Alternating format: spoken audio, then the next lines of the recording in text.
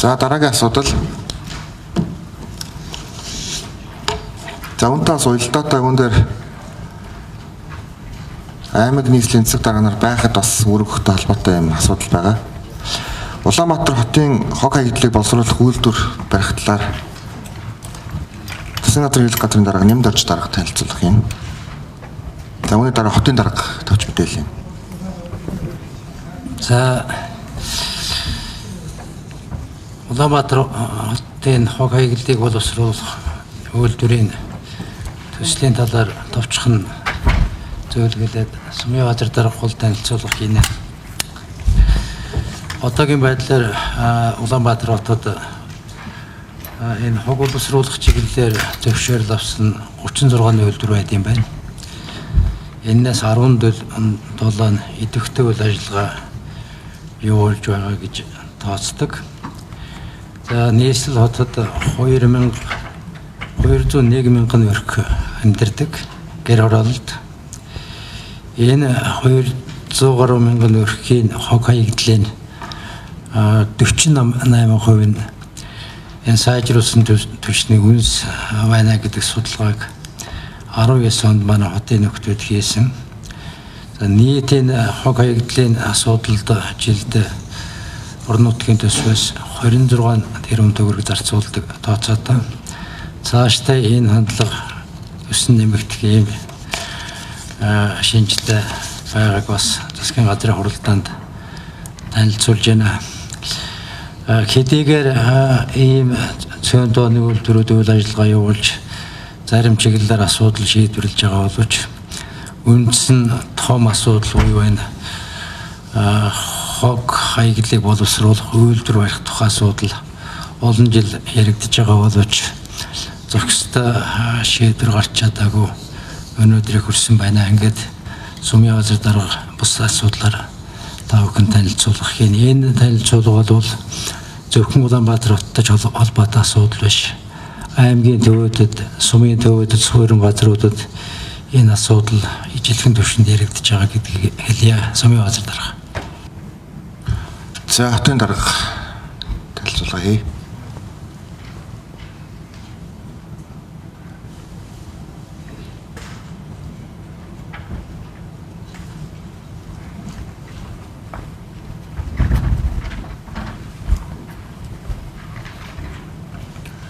За засгийн газрын гишүүд болон ерөнхий сайд мөн аймгийн нийслэлийн аймгийн одоо удирдлагуудаа бас өглөөний мэнд хүргэе. За нийслэл Улаанбаатар хотын бас тулгамдж байгаа асуудлын нэг асуудал бол яхаар байхгүй одоо энэ хог хаягдал боловсруулах үйлдвэр за хогтой холбоотой асуудал түүний одоо жишээ татаас тариф өөрчлөгөн дэвж байгаа тавилтын асуудал гэдэг олон одоо асуудлын нэг бол байгаа. Сая нэмдэрж байгаа хэлдэг дээр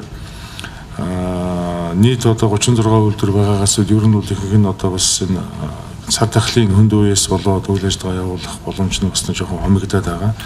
Энэ дотор бол мэдээж хог боловсруулах үйлдвэр дотроо өөрсдийн одоо үйл ажиллагааг дотоод болон гадаадын их үүсвэртэйгээр одоо хамтарч энэ хуванцар боловсруулах галгарууд автомашины дугуй одоо хаягдал мод өртөө сөнгөн цагаан лаз боловсруулах гэх мэтлэн одоо бас ийм хөнгөн үйлдвэрүүдийн жижиг үйлдвэрүүдийг л одоо бас дахин ашиглах үйлдвэрийн хэмжээнд бол үйл ажиллагаа явуулж байгаа.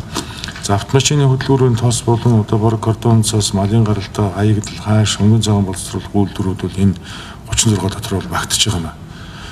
Тэгэхээр энэ үйлдвэрүүдийг дэмжих үүднээс бид нар энэ тарифтай холбоотой асуудал, татварын зохицуулалттай холбоотой асуудал дээр нь бас хотоос бас анхаарч ер нь бол энэ нийслэл Улаанбаатар хотын хэмжээнд бол 2010 оноос хойших энэ 21 оны хугацаанд ерөөсөө энэ хогны тавилттай холбоотой ландфил буюу одоо булах энэ тал дээр бол 85 цент буюу ойролцоогоор 85 цент гэсэн баха.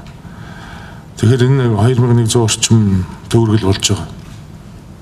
Тэгэхээр энэтэй холбоотой зардалтай холбоотой асуудал дэлхийн бус хотуудтай жишээд бол Япон $55, Солонгос $45, Герман, Австри бол одоо нэг €200 орчим бол одоо ийм зарлаар одоо бас энэ хог шатах, устгах үйлдвэрүүдэд төсвөөс гаргаж дэмждэг. Тэгэхээр бид ер нь цаашдаа энэ төсөв санхүүтэй холбоотой асуудлыг технологи төр суурилсан байдлаар бид нар энэ Улаанбаатар хотын хог хог одоо боловсруулах, дахин боловсруулах үйлдвэрүүд, дээрээс нь шатаах бус үйлдвэрүүд гэсэн ийм чиглэлүүдээр нь хогныхаа асуудлыг эмх зэгцтэй орчин шаардлагад нийцсэн байдлаар одоо шийдэж явахгүй бол ер нь нийт одоо энэ хог булах технологи буюу өрмийн бол 97% тийм билээ, бүх хогоо одоо булдаг, манайх бол 90% байгаа. Тэгэхээр энэ арга барилаас бид нар татгалзах хэрэгтэй. Одоо морингийн даваа болон цагаан даваа, за нарангийн ингэрт бол одоо бас энэ хог Улаанбаатар хотын 3 зэг томоохон хогийн одоо цэгүүд бол байгаа. Тэгээ энэ цэгүүд дээр бид нар бол ер нь цаашдаа орон зай хязгаарт орчихсон ахаад одоо булах технологиуд, булах газар одоо бас байхгүй байгаатай холбогдуулаад бид нар энийг дахин одоо боловсруулах чиглэлээр нь ландфилийн аргаар нь ногоон технологиг бас бид нар нэвтрүүлж эхэлж байгаа. Энэ бол өөрөө газар дээр очиод бас хийж хэрэгжүүлж байгаа ажлыг бол манай энэ мэрэгжлийн улсууд бол бас гадны одоо энэ төслийнхэнтэй хамтарч бол нэлээд сайн одоо бас хийж хэрэгжүүлж байгаа гэдэг би энэ бас онцолж хэлхийг хүсэж байна. За Улаанбаатар хотын нийт бол 200 гаруй мянган өрхт зориулсан төрөө нэмдорж байгаа хэлдэг төршнөөс гарч байгаа 48.2% нь бол үнс эзэлж байгаа гэж. Энийг одоо бид нар цааш бас яаж дахин ашиглах, боловсруулах ажлыг хийх талаар бол одоо судалгааны ажлууд бол хийгдээд ингээд явж байгаа. Мэдээж барилгын материал болон тогтчлтын хавтангууд хийхэд үндэсний 20% орцтой туршилт бол бас амжилттай болсон гэдэг төгөлтийг надад танилцуулсан байна. Тэр үүн дээр суурил цаашдаа бид нар энэ үндэстэй холбоотой асуудлыг дахин ашиглах, барилгын материалын хөнгөн хийцийг юм технологи нэвтрүүлэх тал дээр бол одоо бид нар аль болох технологи руу дарахгүй бол одоо бид нар хуучны арга барилаар ингээд явах нь бол зохимжгүй болчиход байгаа энэ цаг үед. За үндэстэй холбоотой асуудал дээр нэг ийм алхмууд гарсан. Тэгээ энэ алхмуудаа цааш нь бид нар бас өргөжлүүлээд дахиад өөр технологиудыг нэвтрүүлэх. Яаж технологиудыг нэвтрүүлэхэд бол тодорхой хөрөнгө санхүү гарахаас өөр арга байхгүй. Энийг бас хийхэд тулд бас энэ нийслэлийн захирагчийн ажлын алуу түнтэй хувьд бол хог айдлыг одоо хариуцж байгаа мэрэгчлэнгүүд маань бол бас энэ дээр самдуудаа одоо энэ нийслэлийн иргэдийн төлөөлөлтийн хурлын чуулганаар нийслэлийн төсөв хэлцэхээр бид нар бол оруулна гэдэг төлөвлөгөөтэй ажиллаж байгаа. За хог хаягдал, цуглуул, тээвэрлэлтэй холбоотой асуудал дээр нийслэл Улаанбаатар хотын 9 дүүргийн 24 тогшилт үйлчлэгээний одоо компаниуд байгаа. За энэ дотроос бол аж ахуйн тооцоот үйлдвэрийн газрын статустай 16, за хувийн компани одоо статустай 8 түүхүүл одоо үйл ажиллагаа явуулж байгаа. Өнгөрсөн 7 хоногт бид нэр энэ хувийн болон аж ахуйн тооцоот үйлдвэрийн одоо тооцоотоо энэ хог боловсруулах, хог ачаах, тээвэрлэх компаниудын удирдлагуудыг хүлээж явуулсан. За энд бол бас л нөгөө жаргал зовлонгоо ярьж илээ. Энэ хувийн хвшлийг бас дэмжих чиглэлээр нь бидний одоо энэ бодлого шийдвэрүүд маш тодорхой байх хэрэгтэй байл.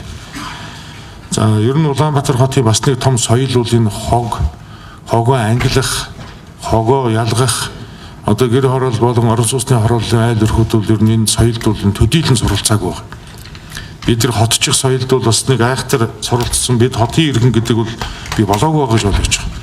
Би авч явах байдлаас эхлэн нус цэрээ одоо гудамжинд нээхээс эхлэн нийтийн одоо талбайд одоо жишээ нь хүнд хөнгөнөр визасах асуудлууд одоо бүр ингээд бас хотод бол одоо үзэгдэл болж штэ. Тэгэхээр хот чинь гэдэг хотын соёл гэдэг бол дүрмийн хүрээнд стандартын хүрээнд хашигдаж хуулийн хүрээнд зохицуулалтаар одоо явнаа. Улаанбаатар хот бол нэг тийм гудамжтай визасаад ч юм уу хүндрээд хөнгөрөөд байдаг юм хот байхыг бол хэзээ ч хүсэхгүй. Цаашдаа улам одоо бид нар бол хариуцлагатай улам хуулийн хүрээнд болгоно. Өдөө орон нутгаас ирж байгаа улсуудаа бид нар хотчих соёлд сургана, соёнгийн гэрүүлэх ажлыг хийн. Ингэж хотын иргэн бол 1 үе, 2 үе, 3, 4, 5 үе явж иж Улаанбаатар хотын иргэн гэдэг суур ойлголттой соёл сууна гэж бол би бол бас дотроо бас тэгж харж байгаа.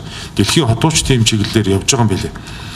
Тэгэхээр энэ хогтой холбоотой асуудал дээр одоо шил машин унж яваад цонхоороо гаргаж шийддэг, тамхины ишээ цонхоороо гаргаж шийддэг ийм хүмүүжлтэй Улаанбаатар хотын иргэн бол 2022 оны 1 сарын 1-ээс бид нар цаашд нь одоо бас хуулийн дагуу арга хэмжээ аваад эхэлнэ. Бид хуулийн суусан дүрмтэй болж байгаа, бид хуулийн суусан стандарттай болж байгаа. Улаанбаатар хот нэгжийн хууль болон нийслэлийн эрхцэн байдлын тухай хуулиар тодорхой эрх мэдлүүд хот руу шилжиж ирж байгаа. Тэгэхээр хот бол одоо энэ дээр бас шахалт юуны нэлээд тийм ачаалттай бөгөөд араас нь бид нар энэ хууль дүрмийг одоо биелүүлэх, хэрэгжүүлэхийг бол одоо хүчтэй шахаж ажиллана гэдгээ бас энд би хэлхэн зүйтэй гэж бодож байгаа. Тийм учраас нь хог ашиглалтай холбоотой хогийн энэ тээврийн аж ахуйн компаниудтай холбоотой үйлчлэгээний асуудал дээр бол бид нар нэлээдгүй бас хөрөнгө санхүүг бас тавиад ингээд ажиллаж байгаа. За үүнтэй уялдуулаад ер нь бол нэг хог тавиралтан дээр нэг урсгал дээр 24 орчим тэрбум төгрөгийн санхүүгийн их усүр тавиад энэ ландфилийн зардлыг бол нэг 2 тэрбум, нийт бол нэг 26 тэрбум төгрөгийг бол хогон дээр зарцуулдаг гэж ойлгож байгаа. Тэгэхээр энийг цааш нь бид нэр энэ татварын асуудал, хураамжийн асуудал дээр нь бас нэг жоохон бодлого гаргаж хандахгүй бол цаашдаа ийм байдлаар одоо яваад байвал бид бол энэ хогныхаа асуудлыг шийдэхгүй. Энэ үйлдвэрүүд чинь босч ирэхгүй. За энэ хөдөлмөрийн одоо жишээ нь хөлсний доод хэмжээ 2006 онтой харьцуулахад за юуны нийт одоо дизель түвшний үн ханш буюу суур одоо үн ханшны өсөлтийг энэ юун дээр дэлгэсэн дээр бас харьцуулж харж байгаа. 6 оноос 19 он хүртэлх энэ татварын нэг төрлийг одоо татвар хураамжтай холбоотой асуудал нэг ч үсээгүй. Бусад зарлууд нь бүгд өсдөг. Тэгэхээр энд үйл ажиллагаа явуулж байгаа асуудал дээр бид нар бол нэлээд тийм орчин үеийн шийдэлтэй уян хатан зохицуулалтайгаар бас хандахгүй бол энэ хог тээвэрлтийн асуудал, хог боловсруулах асуудлууд бол энэ санхүүтэйгээ шууд уягдаж явдаг. Тэгэхээр бид бол төрөөс дэмжиж байгаа, хотоос дэмжих асуудлаа нэлээд тодорхой одоо болгож энэ жилийн төсөв мөнгөнд суулгана гэж одоо бодож байгаа. За Улаанбаатар хотын энэ төвлөрсөн цэгүүд дээр ялангуяа Нарангийн Ингэр, Цагаан даваа, Морингийн даваа гэсэн 3 одоо цэгтүүл бид нар тарж одоо бууршлах ийм технологиг хэрэглээл одоо явж байгаа. Дээр нь одоо нөхөн сэргээлтийг хийж байгаа. Тэгэхээр энэ бууршлах гэдэг аргаас бид татгалзах ёстой. Ер нь дахин боловсруулах талд нь Улаанбаатар хотод хог шатаах бас үйлдвэрийг бид нар бас судлаад одоо бол олон жилийн яригдж байгаа л да. За Улаанбаатар хотын хувьд бол одоогийн байдлаар хог аяллаа зөвхөн дарж болж байгаатай холбогдуулаад засгийн газрын мөрийн хөтөлбөрийн зорилтыг хэрэгжүүлэх хүрээнд бид нар хог шатаах эрчим хүч гаргадаг үйлдвэр одоо байгуулах ёстой гэдэг ийм төлөвлөгөөнд бас ажлуудаа уйсан байгаа, оруулсан байгаа. За хог аяллын 31.8% шатаах үйлдвэрт устгах төвлөрсөн цэгтүүл бусдын одоо дарж болох ийм одоо чиглэлээр хойрлох боломжууд бүрдэнэ гэж бид нар тооцож байгаа. Цаас, хуванцар, шил, лаз, металл гэх мэтээр нөөцийг дахин боловсруулах үйлдвэрүүдийг бодлогоор дэмжиж хөгжүүлвэл төвлөрсөн хогийн цэгт одоо дарж болгох хог аялал өдөм хэмжээгээр одоо бууруулна гэж бид нар үзсэн. За өрсөлдсөн тооцоогоор Улаанбаатар хот бол нэг 2040 онд нийт хог аяллын 50% буюу дахиад одоо ийм нөөцийг дахин боловсруулалтанд оруулж харин дахин боловсруулалтанд оруулах боломжгүй 42% шатааж устган эрчим хүч гарган төвлөрсөн одоо хогийн цэгийг ландфил дарж болох хог аяллын хэмжээг бол нэг 5-аас 10% хүртэл одоо бууруулах зорилтыг бид нар тавьж байгаа. За хог шатаах одоо үйлдвэртэй холбоотойгоор хог аяллын үйлчлэгийн зардлын тооцооллуудыг бид нар бас гаргаж байгаа. Улаанбаатар хот хог шатааж эрчим хүч гаргах үйлдвэр байгуулагдсан тохиолдолд хог аяллын үйлчлэгэнд үзүүлэх төсвийн зардлыг 2024 онд одоо гэхэд бид нар 44 одоо тэрбум орчим төгрөг байхаас үүнээс 12.3 тэрбум төгрөг нь бол хог шатаах зардалтай, 29 тэрбум нь одоо цуглуулж тээвэрлэх зардалтай. За 3 тэрбум төгрөгийг бол дарж бууршлах ландфилийн зардалд гаргах. За 2030 онд бол бид нар нийт 60.8 тэрбум төгрөг, үүнээс хог шатаахад 14 тэрбум, 2040 онд бол 79.7 тэрбум, үүнээс хог шатаахад 22 тэрбум гэсэн өрсөлдсөн тооцоог бол бас бид нар гаргаад ингээд ажиллаж байгаа. За Монгол Улсын ерөнхий сайдын зарласан бас уралдаанд Улаанбаатар хотын 9 дүүрэг бас идэвхтэй оролцсон гэсэн ийм одоо төлөвлөгөөтөөр бид нар бол зорж одоо ажиллаж байгаа. 2022 оны 1 сарын 1-ээс 21 аймаг 9 дүүргийн хэмжээнд бас уралдаан зарласан гэж би бодож байгаа. Тэгээ энэ уралдаанд одоо бас манлайлах ийм одоо хүсэл эрмэлзэлтэйгээр дүүргүүд бол бас ажиллах ийм үүрэг чиглэлийн нөл өгсөн. За нэгдүгээрт мэдээ цахим шилжилт бол хамгийн чухал. Энэ бол авирал хүн зурдлыг бууруулах, хотын үйлчлэгээг иргэдэд түргэн шуурхай хүргэх, цахим шилжилтэнд орсноор Улаанбаатар хотын төрийн албаны одоо энэ үйлчлэгээний хурд бол 70% нэмэгдэнэ гэдэг бид нар өрсөлдсөн тооцоог бол гаргасан. За дараагийнх нь бол ногоон байгууламж буюу Монгол Улсын одоо ерөнхийлөгчийн санаачилсан үндэсний одоо мод тарих одоо хөдөлгөөнд Улаанбаатар хот бол манлайлал 120 сая одоо ширхэг одоо мод тарих ийм одоо онцгой үүргийг бол бид нар авсан. Энэ бол бүрэн бололцоотой гэж ярьж байгаа. Ер нь бол жид бол нэг 10 орчим тэрбум төгрөгийн их усвэрийг хотын төсөвд суулгаад ингээд одоо ажиллаад явахдаа бид 10 жилийн хугацаанд бол энэ одоо зорьсон ажилдаа хүрнэ гэж бол итгэл төгсөн байгаа. Гол нь түрүү ерөнхий сайдын хэлдгээр нөгөө тарж ургуулах, арчлах, услах энэ тал дээр бол технологийн өндөр гормыг орж ажиллах ийм үүрэг чиглэлийг манай захирагчийн ажлын албаны мэрэгжлийн улсууд бол давхар одоо бас хашиж ингэж одоо ажиллаж байгаа. Бас их туршлага хоримтлуулсан байгаа манайхан. За 3 дугаарт нь бол бид нар энэ хогтой холбоотой асуудал дээр бас онцгой одоо анхаарч байгаа. Хогны асуудлаа шийдсэний дараагаар Улаанбаатар хотод бол хоггүй ногоон байгууламжтай захим шилжсэн ийм хот болоход төрийн үйлчлэгээ ард иргэдтэй болон одоо нийт Улаанбаатарчууд биднэрт хийж байгаа ажлууд бол бас бүрэн сэтгэлд нөхөрх байхаа гэдэг юм төсөөллөөр бол ажиллаа бас явуулж байгаа гэдгийг эцэст нь хэлье. За баярлалаа. За өнөөдөр